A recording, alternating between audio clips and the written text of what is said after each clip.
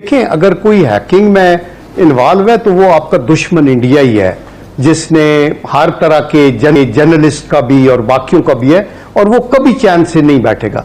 और इसमें फौरन ये जो और इंडिया ही इन्वॉल्व है और इसको हाईलाइट बैनुल अक़वामी सतह पे किया जाए। तो हमारी पोजीशन जो है ना इस खित्ते में इंडिया के मुकाबले में इकोनॉमिकली भी और वैसे भी बहुत नीचे चली गई है ना। तो उनको तो चीन के मुकाबले में इंडिया से उन्होंने ज्यादा से ज्यादा अपने इंडिया तो उनका नेचुरली एक अलाय है। को बार बार मैं सुन रही होती हूँ, ट्वीट्स भी देख रही होती हूँ कि शायद जो बाइडन इसलिए फोन नहीं कर रहे कि इमरान खान साहब बोलेंगे कि आप रहने दीजिए, मैं तो अमेरिका को बहुत आपसे अच्छा जो है वो जानता हूँ। तो ये सारी चीजें आपसे भी ज्यादा वो 87 साल की उम्र में अमेरिका का प्रेसिडेंट बना है, उससे भी ज्यादा।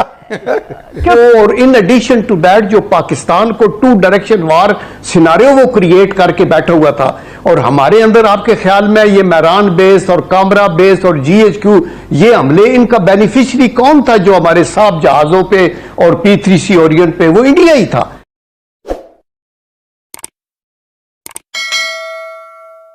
नमस्कार दोस्तों, स्वागत है आप लोग का हिंदुस्तानी स्पेशल के एक और नए वीडियो में। दोस्तों, इंडियन हैकर ने पाकिस्तान के नाक में दम कर रखा है। दोस्तों, जैसे कि आप जानते हैं कि पहले भी जो इंडियन हैकर हैं वो पाकिस्तान के टीवी चैनलों पर इंडियन फ्लैग और जय श्री राम का जो नारा है वो पहले भी लगा चुके हैं। और दोस्तों, उसके बाद से पाकिस्तानी आपको पता होगा कि कितना उन्होंने रोना रोया था और कहा था कि जो इंडियन हैकर हैं वो कितना आगे निकल चुके हैं कि वो हमारे यहाँ आकर सब कुछ करके चले जाते हैं, लेकिन हमारे जो हैकर हैं वो कुछ नहीं कर पाते। एक बार फिर से इंडियन हैकर ने कमाल कर दिया और पाकिस्तान के जितने भी पॉलिटिशियन हैं उनके मोबाइल में जितने भी सेंसिटिव डाटा है उसको निकाल लिया है। दोस्तों, ये पाकिस्तान के लिए बहुत बुरी खबर है, क्योंकि बहुत सारे ऐसी डाटा थे जो पाकिस्तान कभी भी नहीं चाहेगा कि वो सामने आए। दोस्तों, कहीं ना कहीं पाकिस्तान जो है वो भारत के सामने अब बेवश नजर आ रहा है, क्योंकि पाकिस्तान ऐसा कुछ नहीं कर पा रहा है जिससे भारत को कोई नुकसान हो। पाकिस्तान बस भारत को नुकसान करने के लिए आतंकवादियों को स्पॉन्सर करता है और आतंकवादी भेजता है। बस पाकिस्तान यही कर सकता है। तो दोस्तों, चलिए वीडियो में आगे की ओर बढ़ते हैं और देखते हैं कि पाकिस्तानी मीडिया और इन सब चीज़ों पे क्या कहती है। हुकूमत के जो ये नुमाइंदे हैं, कुछ इलेक्टेड कुछ अनइलेक्टेड, वो आके एक बात कह देते हैं जो सब्सटेंशिएट नहीं हो सकती। देखें, अगर कोई हैकिंग में इन्वॉल्व है तो वो आपका दुश्मन इंडिया ही है, जिसने हर तरह के जर्नलिस्ट का भी और बाकियों का भी है, और वो कभी चैन से नहीं बैठेगा।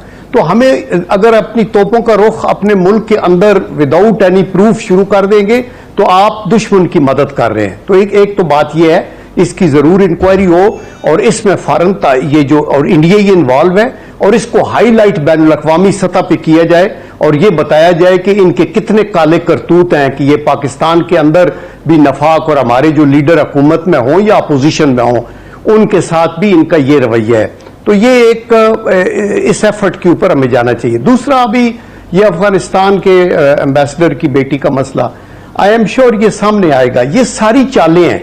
मैं तो ये भी समझता हूं कि आज ईद के दिन जो रॉकेट भी फायर हुए हैं ना काबुल में, आई डोंट थिंक सो कि तालिबान ने किए होंगे। ये भी कोई एक किस्म की बदनाम करने की बात है, चूंकि तालिबान को वो करते हैं और फिर तालिबान को लिंक करते हैं पाकिस्तान के साथ, तो दैट इज वाई। जनरल साहब, ये चालें कैसे सामने आएंगी? आपके लीडर कश्मीर में जाके हुकूमत पे कश्मीर की सौदागरी का इल्जाम लगाती हैं। एक और साहब हैं वो जो है वो गद्दारी की बातें करते हैं। ये जो इस वक्त एक हिजान है मुल्क के अंदर, जो सियासी क़यादत है, तो ये मामलात कैसे अनफोल्ड होंगे? ये कैसे सामने आएंगी सरकार? अब्बास साहब, आप बड़ी वैलिड बात आप कर रहे हैं। देखिए, इसके लिए ये जरूरी है कि मुल्क के अंदर एक स्टेबिलिटी हो। हम पॉलिटिक्स करें, एक दूसरे के ऊपर तनकीद भी करें, लेकिन हदूदों के यूद के अंदर रह के करें।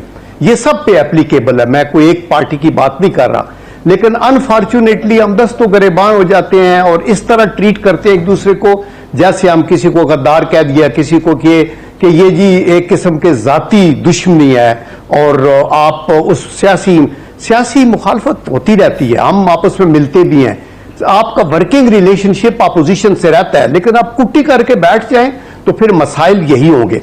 अफगानिस्तान का इशू हो या कश्मीर का इशू हो या हमारे न्यूक्लियर का मसला हो या CPEC का मसला हो, इसके ऊपर हम मुत्तहिद होके बहसियत कौम, और ये बड़ी अच्छी सजेशन है कि आपका एक जॉइंट सेशन हो और उसका होमवर्क पहले किया जाए। जैसे आपने यमन का किया था, उसमें इमरान खान साहब भी शामिल हुए थे।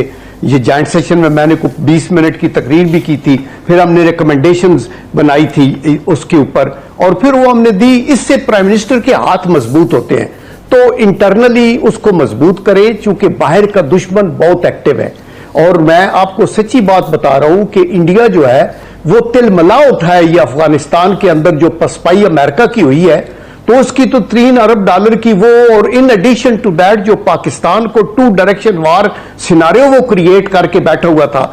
और हमारे अंदर आपके ख्याल में ये मैरान बेस और कामरा बेस और GHQ ये हमले, इनका बेनिफिशियरी कौन था? जो हमारे साहब जहाजों पे और P3C ओरिएंट पे, वो इंडिया ही था। अफगानिस्तान पे आते हैं सर, अफगानिस्तान पे आते हैं। आवाम उनसे कितनी नाला है, महंगाई कहां पर पहुंच गई है, किस तरह से जो है वो दिन ब दिन मुल्क की हालात और आवाम की हालत जो है वो खराब होती जा रही है। तो ये सारी चीजें हैं जिस पर चेयरमैन साहब और खासतौर पर हमारी पार्टी, क्योंकि हम एक ग्रास रूट लेवल की पार्टी हैं, हमें पता है जो है अवाम के इश्यूज क्या हैं, हमें पता है कि हमें आगे स्टेप किस तरह से लेना है। आईनी जो खासतौर पर किसी भी मुल्क के लिए सूरत हाल का होना कितना जो है वो अहम हो सकता है। जो मुल्क के हालात है ना, ये कंटिन्यू नहीं रह सकते। मुल्क को इस वक्त नुकसान है। बात ये है कि हमारा मुल्क, मैं समझता हूँ कि अमेरिका पाकिस्तान हुकूमत को ही एक्सेप्ट नहीं करता कि आज तक उसने 7 महीने से उनके प्रेसिडेंट ने में फ़ोन नहीं किया। देखिए, बहुत बड़ी बड़ी ये कुव्वतें हैं हमारे अपने मुल्क में, इतनी बदइत्मीनानी है और इतनी देखें ना हर किस्म का। सर वो मायूस हो गया मेरे ख्याल में पाकिस्तान से, लोगों की जो बाइडेन मायूस हो गया। यही सूरत हाल है ना। ये नहीं सुनेंगे हुकूमत से तो वो बात करने को तैयार नहीं। ये हुकूमत ने परफॉर्म नहीं किया, वो समझते हैं कि ये हुकूमत कुछ परफॉर्म कर भी नहीं सकती, उनका ये ख्याल है। लेकिन देखिए सर, कैसे रहे शेख साहब, एक सेकंड, आप कह रहे हैं कि पाकिस्तान की आवाम की हालत बुरी की इमरान खान ने, जो बाइडेन इस वजह से नाराज है और इमरान खान को फोन नहीं कर रहा कि पाकिस्तान की आवाम के साथ जुल्म बंद करो, ये वजह है? नहीं, ये वजह देखिए, उसको ये समझ आ रही है कि ये कैपेबल नहीं, ये जो अफेयर्स हैं, ना कोई मुल्की हालात ना कि फॉरेन अफेयर्स, किसी किस्म की उनका जो मामलात हैं उन पे आपस में डिस्कशन ही नहीं हो सकी ना। तो ये और उनको ये पता है, इसमें कोई शक नहीं है कि मुल्की जो लोगों की बेइत्मीनानी होती है वो भी उन मुल्कों पे असर करती है। तो हमारी पोजीशन जो है ना इस खित्ते में इंडिया के मुकाबले में इकनॉमिकली भी और वैसे भी बहुत नीचे चली गई है ना। तो उनको तो चीन के मुकाबले में इंडिया से उन्होंने ज्यादा से ज्यादा अपने, इंडिया तो उनका नेचुरली एक अलाय है हमारे लिए। जी, अब हमारे लिए बेहतर तरीका तो यही है कि हम जल्द से जल्द नए जो न्यूट्रल इलेक्शन है, देखिए इसमें आजकल जो कि इस्टेब्लिशमेंट और मियां नवाज शरीफ साहब की बात हुई ना, उसका भी हल यही है कि एक सब पार्टियां मिलकर बैठे, आप सारे जो स्टेक होल्डर्स हैं, मुल्क को अगर हमने बेहतर करना है, दुनिया बहुत आगे चली गई है, हमें एक fair, free and fair election, और मैं समझता हूं कि मियां साहब को भी और हमारी पार्टी को भी ये महसूस करना होगा मुल्क के मफाद के लिए। जैसे मियां शहबाज शरीफ साहब ने ऑफर की है, बहुत बड़ी ऑफर है, ये मामूली ऑफर नहीं है। मैंने तो अपनी पॉलिटिकल लाइफ में ऐसी ऑफर किसी इतने बड़े लीडर से इस तरह नहीं सुनी। उन्होंने कहा जी हमने गलतियां की हैं और आइए नए सिरे से बैठे, इससे ऊपर और क्या हो सकता है। तो ये ऑफर बड़ी अच्छी आई थी। मैं अमेरिकन सदर का टेलीफोन पाकिस्तानी वजीर आजम को, ये कोई सर्टिफिकेट है, कोई सनद है कि ये होना बहुत जरूरी है? और यानी इसका ताना बार बार ऐसे दिया जाता है जैसे कि ये कोई बहुत बड़ी चीज है। आप महंगाई का ताना दीजिए, बेरोजगारी का ताना दीजिए, बैड गवर्नेंस का। सबसे अच्छा ताना उस्मान बुज़दार का दें आप, आपके पास इतने सारे ताने आप दे सकते हैं। ये तो उनको सर्टिफिकेट आप दे रहे हैं उल्टा। लोग तो बड़े खुश हो जाएंगे इस बात से कि यार देखो अमेरिकी सदर भी इसको फोन नहीं कर रहा, मायूसी हो गया उससे। ये कोई ऐसी चीज है जिसको कहा जाए कि ये बड़ा जरूरी होता है कि अमेरिकी सदर का पाकिस्तानी वज़ीर आज़म को फोन आना चाहिए? देखिए इमरान, मैं ये कहूँगी कि जब भी हुकूमतें होती हैं उनकी एक खारजा पॉलिसी होती है, और ख़ासतौर पर अमेरिका की एक हैसियत है दुनिया में। और ख़ास जब आप अपने इर्द गिर्द के ममालिक के साथ और तमाम जो उन कंट्रीज़ के साथ जो आपके साथ एक दोस्ताना माहौल में काम कर सकते हैं या जिनसे आप अपने लोगों को फ़ायदा पहुँचा सकते हैं किसी तरह से, तो वो चीज़ें तो खारजा पॉलिसी का जब हम जिक्र करते हैं हैं फॉरेन अफेयर्स का, तो वो इन्हीं चीज़ों की वजह से करते हैं कि वो जो इंटरनेशनली जो है वो जो एक चीफ एग्जीक्यूटिव है या हमारे मुल्क की इश्यूज हैं उनके ऊपर जो है वो बात की जा सके दूसरे ममालिक के साथ, तो वो उसी तरह से हम इस बात को लेते हैं। और अगर ताना देते हैं या जो अगर प्राइम मिनिस्टर साहब को बार बार मैं सुन रही होती हूँ, ट्वीट्स भी देख रही होती हूँ कि शायद जो बाइडन इसलिए फ़ोन नहीं कर रहे कि इमरान खान साहब बोलेंगे कि आप रहने दीजिए, मैं तो अमेरिका को बहुत आपसे अच्छा जो है वो जानता हूँ। तो वो ये सारी चीज़ें आपसे भी ज़्यादा वो 87 साल की उम्र में अमेरिका का प्रेसिडेंट बना है, उससे भी ज़्यादा क्योंकि आपने देखा होगा कि इमरान खान साहब अभी तक इश्यूज को सॉर्ट आउट तो कर नहीं पाए, लेकिन वो कहते हैं कि मैं सबसे बहुत अच्छा जानता हूं कि क्या इशू है और किस तरह से इसका हल निकाला है, लेकिन अभी तक हल एक चीज का भी नहीं निकाला है उन्होंने।